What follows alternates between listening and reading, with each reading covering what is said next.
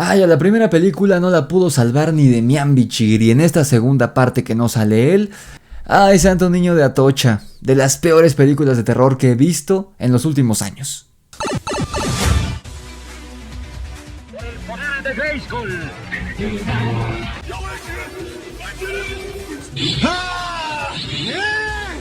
Yo tengo el poder. Yo soy.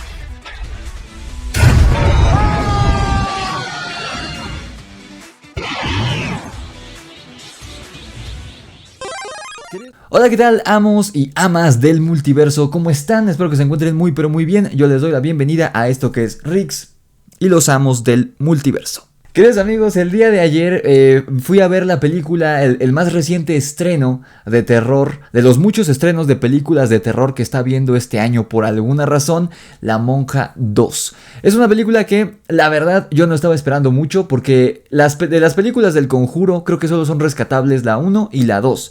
Que fueron las que estuvieron a cargo de James Wan, el genio detrás de esta franquicia y de La Noche del Demonio. Y algo en común que tienen las franquicias de La Noche del Demonio o Insidious, que terminó hace poco, hice la reseña ya de La Puerta Roja, que creo que fue una conclusión, un cierre decente para la franquicia. No están al nivel de la 1 y de la 2, porque no es la 3, y es como la quinta, sexta película, pero las otras, la 3, la 4 fueron spin-offs. Esta quinta película de La Puerta Roja no está al nivel de la 1 y de la 2, pero al menos está mejor que los spin-offs con la medium que está de protagonista, ¿no?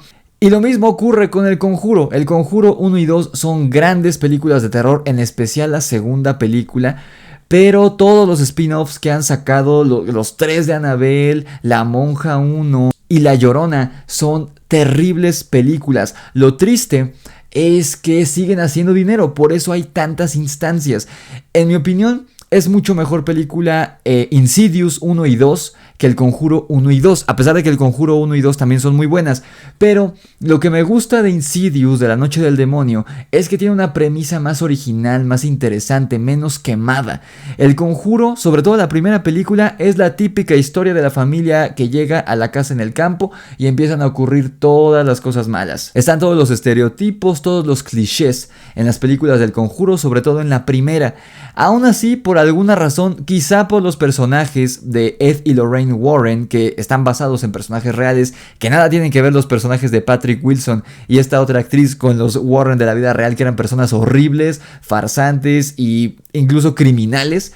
Nada tienen que ver, pero la gente se enamoró. Y yo creo que fue ese elemento del Ed y Lorraine Warren, de los personajes ficticios, los que generaron tanto cariño de la gente en El Conjuro, a pesar de que Insidious, en mi opinión, es una franquicia superior, al menos las primeras 2 películas, en ambas franquicias. Las demás, les repito, no valen la pena. Pero también algo que hizo El Conjuro fue hacer íconos del cine de terror de los últimos años.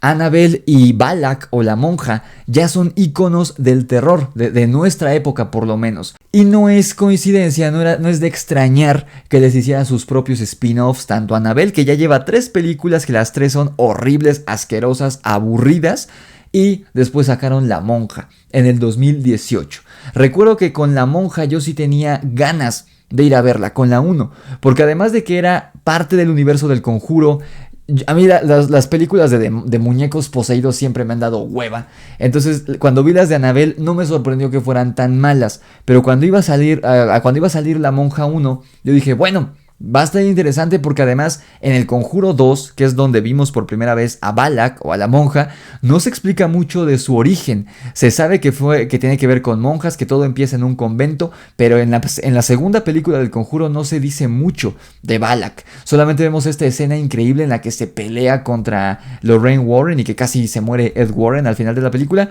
pero realmente no vimos mucho. O sea, James Wan es tan buen director, y nos lo demostró con Aquaman, que era un guión terrible, y aún así es de las películas más disfrutables, no buena, pero de las más disfrutables del universo de DC.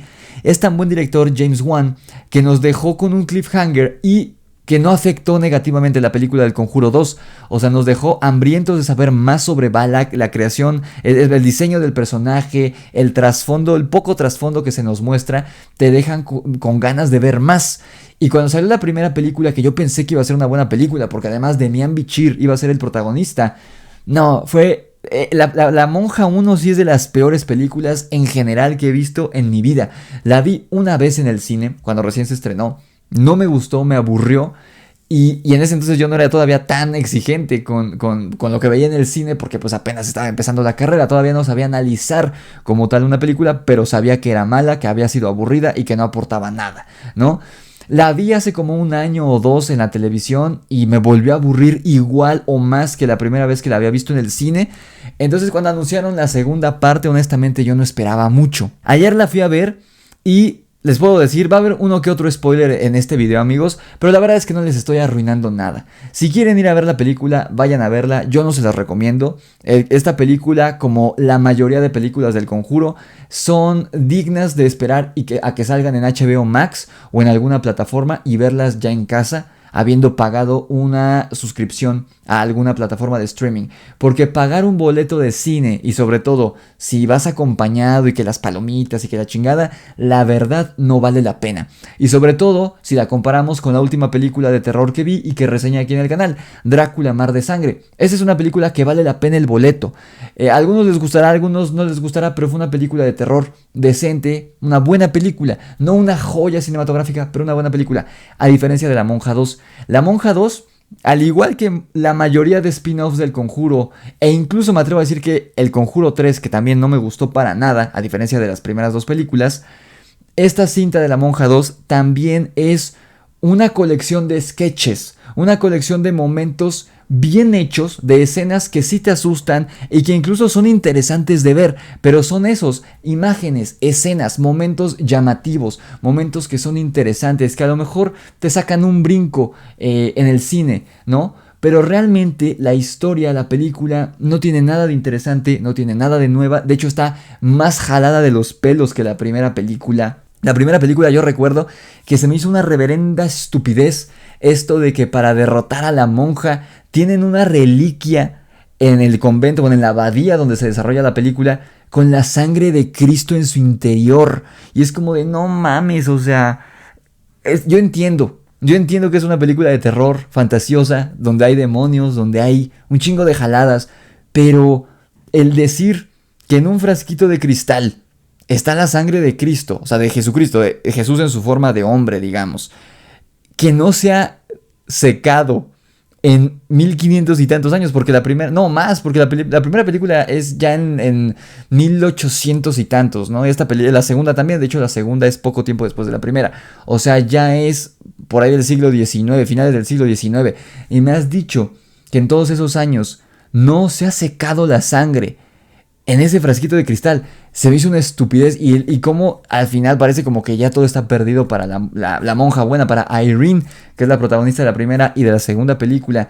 Se mete la sangre en la boca y se le escupe a este demonio y con eso lo derrota. Se me hizo una reverenda estupidez. Me acuerdo que yo dije, qué mamada estoy viendo, ¿no? Porque lo difícil de hacer una película de terror, y se los puedo decir, cuando escribí La Orden de Camazotz, para mí como escritor fue mucho más difícil desarrollar el clímax de la historia, es decir, cuando se enfrentan con el antagonista, los protagonistas, rumbo a la conclusión, porque Demonios de Luna Llena y mi primer libro que había escrito, que sale este año, son historias con vampiros y hombres lobo. Enfrentar a una criatura física, un monstruo físico, es mucho más fácil, ¿no? Tú ahí te las arreglas. Por ejemplo, en Demonios de Luna Llena, los que leyeron el libro, son un grupo de niños enfrentándose a un hombre lobo. Entonces ahí no es tan difícil armar la situación para que un grupo de niños se enfrenten físicamente a un hombre lobo.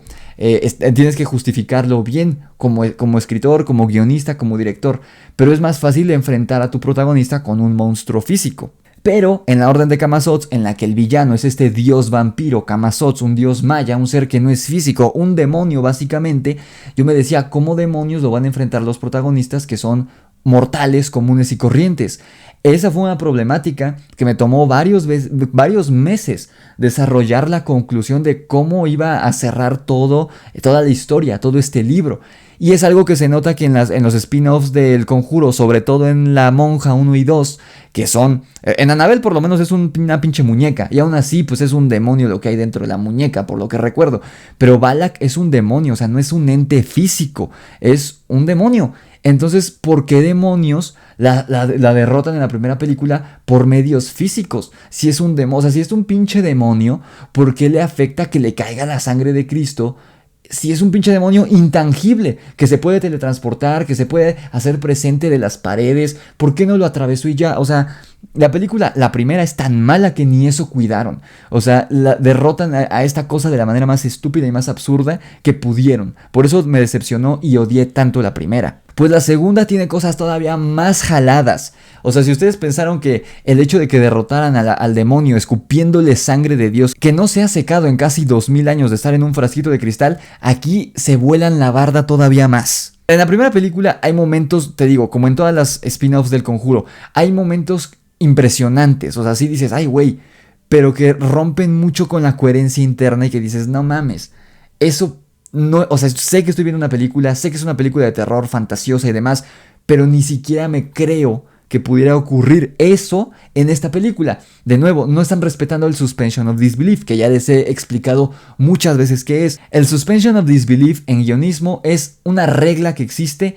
de un acuerdo implícito que se hace entre el narrador, ya sea el director, digamos, y los espectadores de la película, de creer las reglas que estás plasmando en tu universo, de creer durante las 2 horas de película que existen los vampiros, los hombres lobos, los demonios y todo esto, pero tú como espectador dices, yo pongo de mi parte que voy a creer lo que tú me estás plasmando, y el guionista y el director a su vez lo que tienen que hacer para cumplir ese acuerdo es construir con lógica y reglas de coherencia interna esas reglas de ese universo que están plasmando en la pantalla. Por ejemplo, el hecho de que puedan derrotar a la monja en la primera película escupiéndole sangre de Dios y que esta no la atraviese porque es un demonio, no es tangible, no es un ser humano, no es un ser físico, y aún así le cae la sangre en vez de que la traspase o algo así y que no te explica nada, es el equivalente a que en la primera película enfrenten al espíritu de esta bruja que fue colgada del árbol físicamente. Y no, ahí está bien justificado el por qué esta entidad oscura posee a la mamá de la familia y la tienen que enfrentar, primero a hacerle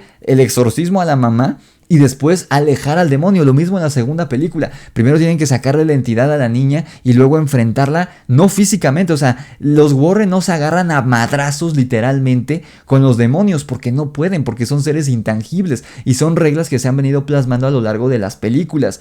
Pero en La Monja 1 y 2 eso les vale madres y casi te puedes agarrar a chingadazos. O sea, mejor trae a Bruce Lee y agárrate a chingadazos con el pinche Balak. O trae a Sylvester Stallone y agárrate a madrazos físicos con esa chingadera. Es estúpido. En esta segunda película abren con un sacerdote que lo elevan en el aire, como que lo crucifican, o sea, les tienen los brazos y se prenden fuego en segundos y muere ante los ojos de un niño. Así empieza la película. Y dices, bueno, la escena no está mal construida porque vemos cómo la tensión va creciendo, que de repente se van haciendo presentes sombras, sonidos en la iglesia donde está ocurriendo esto, cómo de repente estalla el frasco donde tienen el vino que representa, que simboliza la sangre de Cristo, que supongo que solamente es para hacer referencia al final de la primera película, porque aquí el vino como sangre de Cristo es un elemento narrativo que se hace presente por lo menos en 3 momentos de la película, pero que realmente no es importante. Realmente esto de la sangre de Cristo solo funciona como una referencia a la primera película, que si la viste, te acuerdas y lo entiendes, pero realmente esto del vino como la sangre de Cristo en esta película no es importante, no representa nada, no simboliza nada en la película. Puedes quitar esas menciones al vino como sangre de Cristo y no pasa nada porque no aporta nada a la película. También ahí el niño que presencia todo esto no se deja en claro si muere, si se queda vivo, y más adelante en la película, la monja Eri, que es la misma protagonista de la primera película, aquí regresa al igual que el francés, este chico Maurice, que es como el interés amoroso de la monja en la primera película, o sea, la monja buena de Erin o Erin, como se llama la morra. Es como su interés amoroso, pero al final no pasa nada porque ella es una monja y continúa siendo monja. Él aquí vemos que ha estado vagando por Europa, teniendo diferentes trabajos, y resulta que está poseído por Balak, por lo que ocurre al final de la primera película. Que por cierto, tienen que recordártelo en varias ocasiones porque la primera película salió hace 6 años. Obviamente no te vas a acordar. Pero bueno, son los mismos protagonistas de la 1, salvo Demián Bichir. Entonces, este niño vuelve a hacerse presente cuando Erin viaja a Francia, que es donde mataron al sacerdote del inicio de la película. Ella viaja junto con otra monja, que tenía que ser afroamericana, que no se explica por qué diablos si es de Mississippi terminó en Europa. Pero bueno, están estas dos monjas, van a Francia a investigar qué fue lo que ocurrió, porque ya el Vaticano se dio cuenta que Balak está de regreso y no pueden acudir al personaje de Demián Bichir, que aquí se nos dice que lo hicieron obispo por haber derrotado a la monja, a Balak. Lo hicieron obispo, pero murió de cólera. Por eso la única que puede derrotarlo en todo el mundo es Erin, ¿no? En vez de buscar a un exorcista o algo así, no, la buscan a ella. Ok, ella es la única que puede derrotarlo porque es la única que se ha enfrentado, la única viva que se ha enfrentado a él. Y estas dos monjas andan investigando todo el rollo. Y en uno de estos pasajes de la película, entre las calles de esta ciudad francesa, donde ocurre esta localidad francesa, donde ocurrió lo del inicio de la película, se encuentra con el niño que presenció la muerte del sacerdote al inicio de la película. Ella lo persigue, él como que medio le explica, pero le da miedo, le da un rosario, le enseña un rosario en una visión que ella tiene. Y nos damos cuenta, o al menos eso pareciera, que este niño que se le aparece a la monja Erin, a la protagonista, es un fantasma. Entonces tú dices, bueno, de alguna manera murió al inicio de la película, aunque no se vio. Te dan a entender que es un fantasma porque ella lo persigue corriendo a través de las calles y cuando da vuelta en un callejón el niño ha desaparecido. Entonces tú dices, bueno, es un fantasma. Pero más adelante vemos que se hace presente Balak, ella tiene una visión, la protagonista tiene una visión y se desmaya. Y cuando despierta ya con la otra monja en el hostal donde se están quedando, la otra monja, la afroamericana, le dice, por cierto, el niño, el monaguillo me trajo esto, y es el mismo rosario que ella vio en la visión con este niño, pero no hace ninguna alusión de que es un fantasma, porque te dan a entender que la única que puede ver estas cosas es ella, la protagonista. Entonces, ¿por qué este niño fantasma se le apareció a la otra monja? Y aparte no se hace ninguna referencia de que, oye, es que no era un niño, era un fantasma. Ni siquiera vemos un close-up, una reaction shot, es decir, una toma de reacción de la protagonista como de, esta monja habló con un fantasma, mi amiga habló con un fantasma y ni siquiera lo sabe. No, pasa de largo, como si en verdad el niño hubiera encontrado a esta monja. Además, ¿cómo diablos la encontró? No tiene sentido nada en la película, es una estupidez. Y le dice, sí, me dio esto. Y es un rosario que más adelante, por un símbolo que tiene, es como van desentrañando el misterio de la película, que es una estupidez. Ahorita les digo de qué trata, o sea, Pero bueno, el punto es que eso no tiene sentido.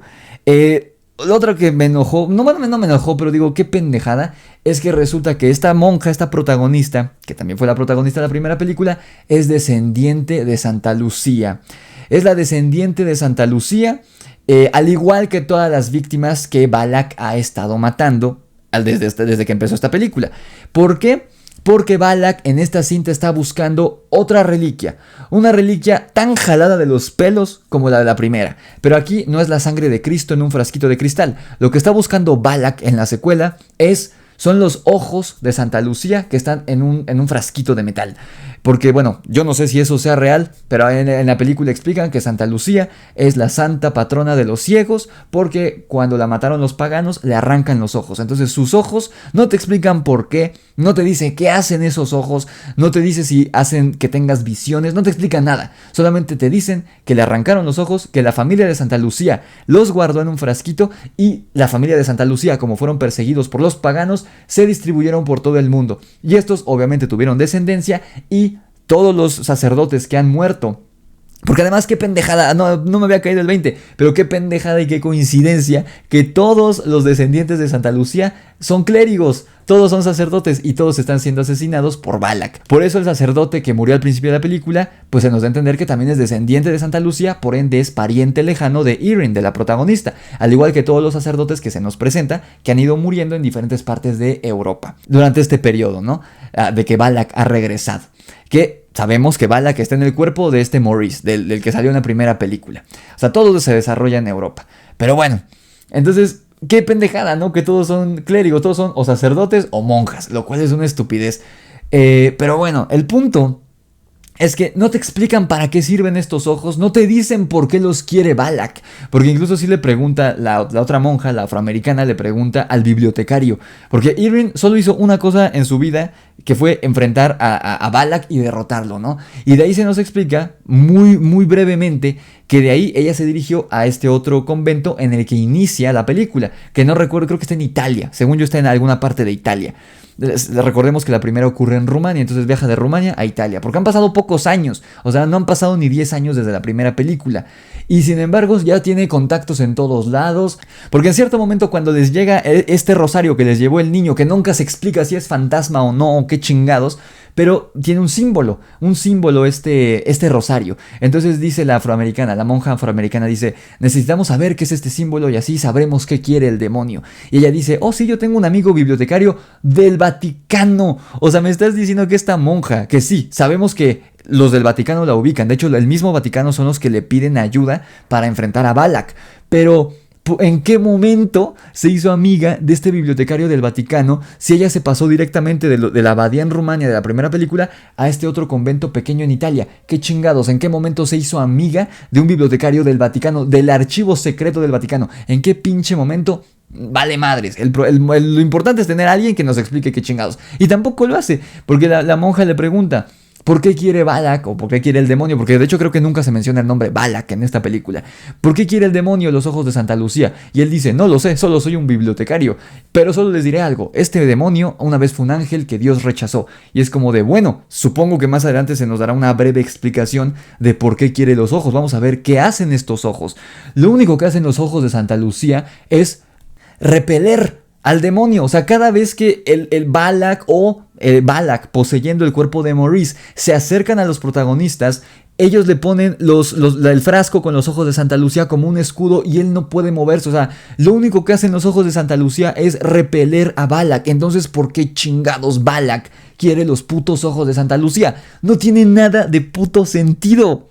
En fin, no les voy a negar, hay cosas interesantes, pero que no supieron explotar, como el hecho de que gran parte de la historia se desarrolla en un ex convento que ahora es un internado, ahí mismo en Francia, convenencieramente muy cerca de donde ocurre lo del sacerdote de la primera película, ¿no? Ahí está este cuate Maurice, que él es como el jardinero, como el arregla todo del internado, un internado para niñas en el que Susan Pevensey, ya crecidita, tiene una hija, es madre soltera y Maurice se está enamorando de ella. Y ella pues sí le puede corresponder, a diferencia de Irene en la primera película, porque Susan aquí no es una monja, ¿no? Es una mamá soltera, la niña le cae muy bien, de hecho se llevan muy bien Maurice y la niña, a la niña le hacen bullying, es la típica niña rechazada de todas las películas de terror, le hacen bullying las demás niñas, a pesar de que es la hija de la maestra, es una niña muy buena y quiere que Maurice, su amigo, que se quede con su mamá porque saben que están enamorados. Sí es interesante, ocurren varias escenas interesantes en el internado, pero es que ese es mi problema con la monja,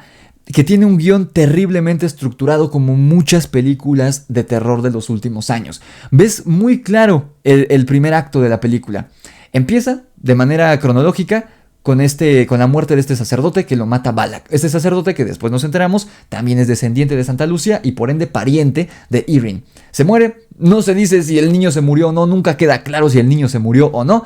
Ahí empieza la película. Vemos a Irene, que está en este convento muy tranquilo en Italia. Está esta monja afroamericana que es muy rebelde, que fue llevada ahí por su papá a la fuerza, que no se explica por qué diablos llegó de Mississippi hasta Italia, pero por alguna razón está ahí, de los Estados Unidos a Italia. Es una monja rebelde, una monja que fuma, una monja que no se quiere confesar, en fin, típico personaje millennial del siglo XXI. Se hacen amigas. Irene es una mujer más sabia en todos los aspectos, tanto en aspectos de la vida como en cuestiones de demonología y demás, porque recordemos que en la primera película ella cae por coincidencia en el camino del personaje de Demián Bichir, el verdadero protagonista de la primera película, el que tiene el poder y la responsabilidad de enfrentar al demonio, es el sacerdote que interpreta a Demián Bichir. La monja de Irene, ella cae ahí por coincidencia y es casi la aprendiz. Y en esta segunda película ya es un personaje más parecido al personaje de Demián Bichir en la primera película.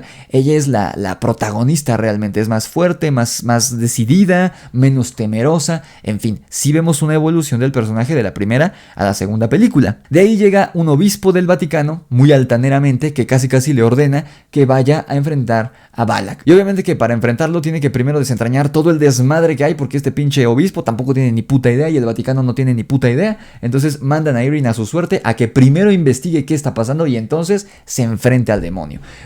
A la monja afroamericana no la mandan a ayudarla. Ella se mete en el tren y ella solita se invita a la aventura porque no cree en Dios, pero ella quiere creer.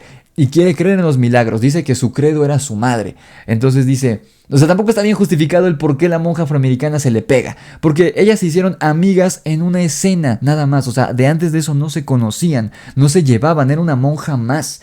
Y solamente porque le platica su historia, porque no se quería confesar, porque es la monja cool y buena onda, ya nada más por eso se pega con ella a la aventura. Y como que sí le explica así de es que quiero creer en los milagros, pero no creo, y por eso voy contigo. E Irene le dice, no estás lista para ver esto. Pero aún así no le dice, bájate del tren. Se queda con ella y deja que la ayude y es como, bueno, por alguna razón, porque necesitamos dos mujeres como protagonistas. Y obviamente el villano es el hombre, que es Maurice, porque está poseído. En fin, el punto es que pues, se van a enfrentar. Y hay una escena interesante, hay algo que yo pensé que iba a ser muy interesante. Hay una escena en el convento, bueno, más bien en el internado, en el que las niñas bullies le juegan una broma a la niña protagonista, la hija de Susan Pevensey. Hay una parroquia que está clausurada, a la que las niñas no pueden entrar, de hecho está cerrada con cadenas, porque después se nos explica que el hijo de la directora, que es ya una ancianita, fue asesinado ahí durante un conflicto bélico. Entonces está cerrado y nadie entra. Está cerrado con cadenas y todo lo que está dentro son estatuas cubiertas por mantas. En fin, está en ruinas, está abandonada esa parroquia. Pero las niñas bullies se meten con la otra niña para hacerle una broma. Y les dicen, mira, aquí está el diablo. Y hay un ventanal donde hay una cabra. Y le dice, mira, en cierto momento del día, cuando el sol pase por aquí, el diablo te estará viendo fijamente. Y en efecto, yo pensé que iba a ser una escena de jumpscare muy estúpida, pero no, fue una escena de hecho bien hecha. Tristemente, y a eso voy, ahorita les digo, déjenme termino de platicar la escena. En cierto momento del día preciso, el sol pasa por ese ventanal y el ojo de la cabra se ilumina de rojo. Y le explican las niñas bullies a la otra niña. No dejes de mirarlo, mientras su ojo esté brillando rojo, quiere decir que te está viendo el diablo. Así que no desvíes la mirada del diablo, porque si no se te va a aparecer. Entonces la niña cagada de miedo, o sea, está viendo al vitral de la cabra, mientras el ojo está... Porque dura unos cuantos segundos nada más esto, lo cual no tiene sentido porque el sol no tarda segundos en moverse, pero bueno, dentro de las reglas de la película son unos cuantos segundos en los que el ojo de este vitral de la cabra brilla de rojo por el sol. Y mientras ella está así concentrada en no voltear hacia otro lado para que no se le vaya a aparecer el diablo, las niñas bullies se van y la dejan ahí sola. Pero, como es una película de terror, sí se aparece la pinche monja en algún momento, lo cual de nuevo no tiene ningún sentido, porque más adelante en la película, y eso se me hizo inteligente, pero de nuevo está mal explotado, está mal explicado, es una estupidez, tenía potencial algunas cosas de esta película, pero en cierto momento vuelven a hacer esto, ni siquiera es con el sol. Al final de la película usan una linterna para iluminar este vitral desde afuera de la parroquia con una linterna. Porque esto del ojo que brillaba de la cabra, que supuestamente era el diablo en el vitral, es porque ahí apunta el lugar en donde están enterrados los ojos de Santa Lucía, porque ahí los enterró un sacerdote, Jean Paul no sé qué. Ahí los enterró porque antes esa había sido la iglesia en donde había servido este sacerdote, que era el guardián de los ojos de Santa Lucía. Entonces, bueno, ahí se supone que es lo que realmente apuntaba este ojo rojo, este láser del vitral. Apuntaba a dónde estaba enterrado esos ojos, ¿no? Obviamente ahí se vuelve a hacer presente Balak varias veces en ese lugar, matan a la directora del convento, en fin. El punto es que no era necesario el sol para crear ese efecto, lo hacen con una linterna. Y en efecto, ahí estaban enterrados los ojos de Santa Lucía. Pero, como mientras estaban haciendo eso, nadie estaba viendo al diablo, o sea, la cabra del vitral, el diablo se hace presente en el convento, donde están las otras niñas dormidas. Porque la leyenda, la que le cuentan las niñas bullies, dicen que el diablo se va a presentar como una cabra monstruosa. Y realmente es de las mejores criaturas que han traído en el universo del Conjuro. Una cabra monstruosa que realmente está horrible, porque sí tiene efectos por computadora, pero es una criatura hecha con efectos prácticos. Entonces da mucho miedo. Realmente el aspecto, cuando está presente la cabra, que es el diablo, da miedo porque está corriendo por los pasillos del convento persiguiendo a las niñas. O sea, está muy bien hecho. Pero dices, si es el diablo, o sea, Balak es un demonio. Entonces este güey es el diablo, esta cabra humanoide horrible es el diablo. Entonces, ¿por qué chingados pareciera que es el subordinado de la monja, de Balak, si este güey es el demonio? Y de nuevo está esta estupidez de que son demonios, pero no cumplen con las reglas de un demonio. O sea, este güey lo pueden detener con una puerta. Literalmente llega corriendo con los cuernos de frente y en 2 o 3 ocasiones las chicas y las monjas y Susan Pevensey cierran la puerta y este güey ya no puede pasar. O sea, un pinche demonio se podría hacer intangible y atravesar la puerta. Y más si es el mismísimo puto diablo, podría hacerse intangible y atravesar la puerta. O en el peor de los casos, es el pinche diablo. ¿Me vas a decir que no puede romper una puerta con sus pinches cuernotes? O sea, no mamen, es una pendejada. Y tristemente esta madre nada más no tiene ningún sentido que se haga presente, solamente para traer más tensión. Pero de hecho, cuando lo detienen por tercera vez con una puta puerta de madera, entre un grupo de niñas de no más de 12 años, por alguna razón, un fierro atraviesa la puerta, porque no es el cuerno del diablo, es un fierro que quién sabe de dónde chingado sale, un fierro de metal lo suficientemente largo para atravesar la puerta y atravesar a una de las niñas que se había quedado recargada, que era la niña Bully, se queda recargada en la puerta y la atraviesan. O sea, completamente la embaran. Y a la niña, nada más, la maestra, Susan Pevensey, la jala y se echan a correr y la niña anda como si nada. Y es como de no mames. O sea, esa madre te debió haber atravesado por lo menos un pulmón. Y es una morrita de 11, 12 años. Y anda corriendo como si nada con apenas un poco de sangre. Es como, güey, te atravesó por lo menos un pulmón, si no es que hasta te dio en el corazón y me estás diciendo que puedes gritar y correr como si nada más te hubieran raspado.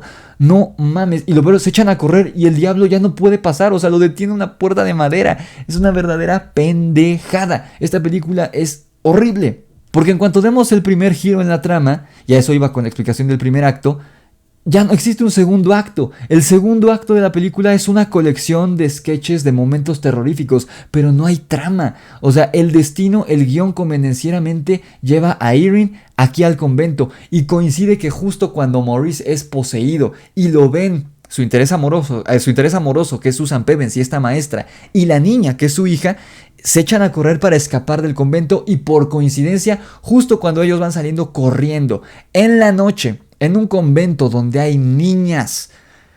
Yo entiendo que no hay directora porque la acaban de matar, pero ya están como si nada, a ellos les vale madres. O sea, no hay directora, o sea, la acaban de matar a una señora que la misma Susan Pevensey, la maestra, dice que le tiene cariño. El mismo Maurice también le tenía cierto cariño y respeto a la señora. Y aún así les vale madres que esa mañana se llevaron el cadáver, que claramente fue asesinada por alguien. La policía se lo llevó. En la noche les vale madres. Ellos están bailando muy tranquilos y la niña está ahí con ellos. En una habitación, o sea, ahí pudieron haber estado cochando y las niñas ni en pedo, las niñas allá arriba durmiendo, o sea, ¿qué pedo? ¿Dónde estaba el DIF? El DIF francés, ¿dónde chingados estaba? Y ahí por coincidencia, cuando están bailando muy románticos, la niña está dormida, este güey se queda poseído, porque en las noches es poseído como si fuera un hombre lobo, todas las noches es poseído por Balak. La monja se hace presente a través de un cuadro, al igual que en el Conjuro 2, y se echan a correr. Y en eso, cuando van saliendo del convento a plena madrugada, dejando atrás a las niñas, porque la maestra según es muy, ay sí, las niñas, y después en cierto momento deja a su hija sola para ir a salvar a las niñas, y su hija le vale madres y ella se va, y hasta después, como 2 horas después, dice, no mames, ¿dónde está mi hija?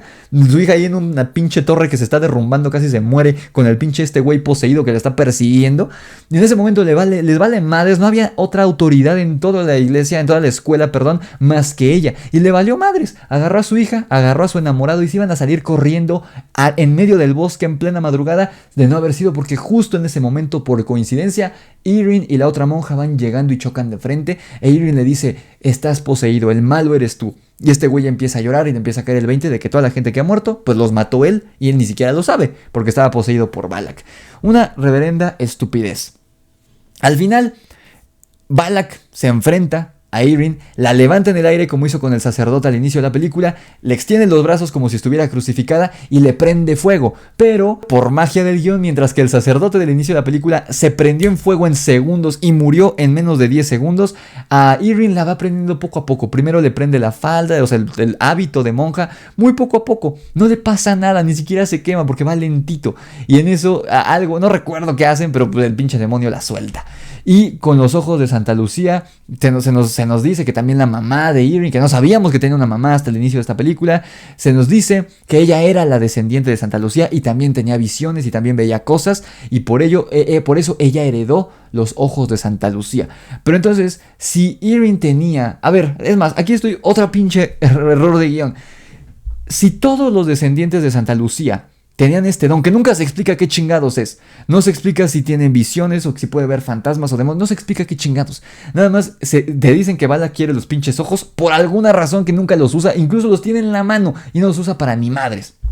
Pero bueno, el punto es que si todos los descendientes de Santa Lucía tenían el don de los ojos de Santa Lucía, ¿no era más fácil, en vez de matarlos, arrancarles los ojos y ya? Es una película tan estúpida, ni siquiera está entretenida, y es que a eso voy. Las películas del Conjuro, al menos los spin-offs, van dirigidos a una audiencia cero exigente, que justamente son el problema de por qué el cine de terror mainstream desde hace unos años va en decadencia. Yo fui ayer a verla, era un jueves a las 12 del día.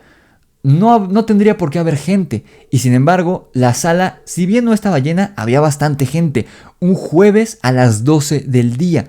Los que estaban ahí eran chavitos que se veía que se habían volado a alguna clase de universidad, unos güeyes ya chavorrucos que no sé qué hacían ahí, unos güeyes ya treintones, dos güeyes y una chava, un señor ya grande, un viejito que se quedó dormido roncando atrás de mí con su esposa o su hija, no sé qué era una señora también grande.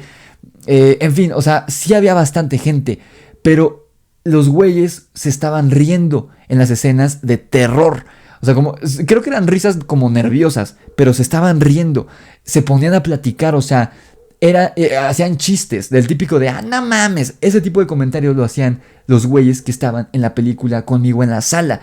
O sea, no es una película que se toma en serio, y lo peor es que no toma en serio a su audiencia, y va dirigida justo a una audiencia que no es exigente y una audiencia que va a consumir cualquier tipo de basura al cine. Ese es el problema de la franquicia del Conjuro. Siendo que empezó bastante bien con la primera y la segunda película, a partir del primer spin-off de Annabelle se vino abajo. Tanto así que la tercera película del Conjuro es terrible. Está más cerca de los spin-offs que del Conjuro 1 y 2, hablando de calidad cinematográfica. En pocas palabras, La Monja 2 es una película que no tiene sentido, que está terriblemente escrita, que no tiene reglas de coherencia interna, que no se respeta a sí misma y que no respeta a su audiencia, y que no respeta a la audiencia fiel a la franquicia del Conjuro. Y sobre todo, no respeta y no es fiel a James Wan, el creador de este universo. Que yo entiendo que la franquicia es propiedad de Warner, pero quien tuvo la idea, y que de hecho sigue siendo productor de muchas de las películas, es James Wan.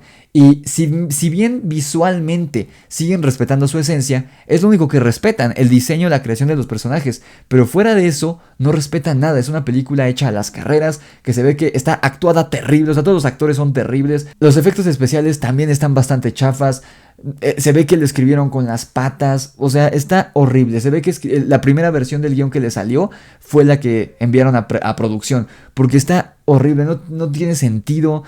Rompe muchísimas reglas de coherencia interna, introduce elementos que no se explican, introduce elementos que no son importantes a la trama, como este rollo del vino. Es como, güey, qué chingados, hay personajes que no tienen nada que hacer ahí, como la monja afroamericana, como este monaguillo. O sea, tenía más sentido que cuando queman al sacerdote, el pinche rosario con el símbolo de la familia de Santa Lucía se cayera y que después llegara a las manos de Eerie. No había por qué meter al pinche escuincle, porque nunca se explica si se murió o no, si es un fantasma o no. No se explica por qué chingados Vala quiere los ojos de Santa Lucía. No se explica qué chingados hacen los ojos de Santa Lucía. No se explica absolutamente nada. Es, sin duda, de las peores películas de terror que he visto. Incluso diría yo, peor que la primera. Es que la primera incluso se me hizo aburrida. En la primera no pasa nada. O sea, tiene todos los errores de la segunda, pero de hecho es más aburrida, porque en la segunda tiene momentos que son como sketches de terror, como momentos independientes. Están buenos. La escena esta de la cabra, o sea, todas las escenas de la cabra, del demonio, el diablo corriendo. O sea, porque entonces esta madre que salió aquí, esta cabra, sería el demonio más poderoso del universo del Conjuro, porque sería el diablo. Y ni siquiera se ve qué pasa con él. O sea, una vez que derrotan a Balak, ¿qué pasó con la pinche cabra? ¿Desapareció? ¿Se murió? ¿Qué chingados? Está horrible la película, amigos, no se las recomiendo. Es un tipo de película para ver en HBO Max cuando salga en streaming, porque de verdad no vale la pena pagar un boleto para ver esta cochinada. Si por sí la primera se me hizo horrible, esta está peor, está un poco menos aburrida, pero les digo que esos son momentitos, o sea, esas escenas en donde se hace presente este niño monaguillo, el fantasma que es el hijo de, o bueno, que la directora cree que es su hijo, pero es Balak jugándole una broma y termina matándola. O sea, tiene momentos como impresionantes, pero son solo eso, momentos, es un dulcecito en un platillo de mierda que te dieron, porque de verdad no vale la pena. No trata de nada la película. El Balak, el demonio, no simboliza nada, no tiene ningún simbolismo. La película no tiene un tema, no tiene una tesis, es una basura, es la descripción de cine chatarra, el culpable de que haya cine de esta calidad tan mala. O sea, esto estaba al nivel de una película de terror mexicana, de esas que salen 3 veces al año, que son horribles la mayoría. No digo que el cine mexicano sea malo, pero la mayoría de películas mexicanas que salen en el cine son terribles. Esta película, La Monja, está al nivel de una película mexicana de terror actual. En verdad es una cochinada, no vayan a verla, está peor que la primera y la primera es horrible. Pero bueno amigos, creo que eso es todo lo que tengo que decir. Es una película que no recomiendo para nada. Y empezamos mal este mes de septiembre. Quería ir a ver Sonidos de Libertad en un rato, no creo que me dé tiempo, pero bueno, intentaré verla. Y siguen los estrenos, siguen estrenándose películas. Nos pasaron el tráiler de Five Nights at Freddy's, el tráiler final. Esa me emociona, estoy esperando que no sea una completa basura Five Nights at Freddy's. Y hay de hecho varias películas de terror, está la de Cacería en Venecia, creo que esa vale la pena, la voy a ir a ver y ya les diré qué tal. Pero al menos La Monja 2 es terrible. Pero bueno amigos, si ustedes ya la vieron, déjenme saber en los comentarios qué opinan. ¿Les gustó? ¿No les gustó? ¿Cuál para ustedes es la peor de las películas en la extensa franquicia del Conjuro? Déjenmelo saber en la caja de comentarios y denle like a este video si les gustó. Suscríbanse aquí a mi canal y activen la campana de notificaciones para que YouTube les avise cada vez que subo un nuevo video aquí a Rix y los Amos del Multiverso. Si son fanáticos del terror, vayan a suscribirse a mi canal principal, El Grimorio de Rix, donde subo videos de terror todos los días de la semana. Y síganme también en mis redes sociales, Instagram, Facebook y TikTok. Les dejo los links en la descripción de este video. Y si quieren quitarse el mal sabor de boca de esta porquería y quieren leer una buena historia de terror, vayan a comprar su ejemplar de mi libro La Orden de Camasots, disponible en Amazon con entregas a todo el mundo. El link para que pidan su ejemplar está en la descripción del video. Está a un precio muy accesible, casi regalado, y les llega así. Y hay entregas a todo el mundo, por cierto, así que no importa de qué parte del mundo me estés viendo. También está mi primer libro, Demonios de Luna Llena, disponible por si quieres pedirlo. Así que ya sabes, si quieres una buena historia de terror, ve a pedir mis libros. Ahora sí amigos, sin más que decir, yo me despido, que la fuerza los acompañe y hasta la próxima.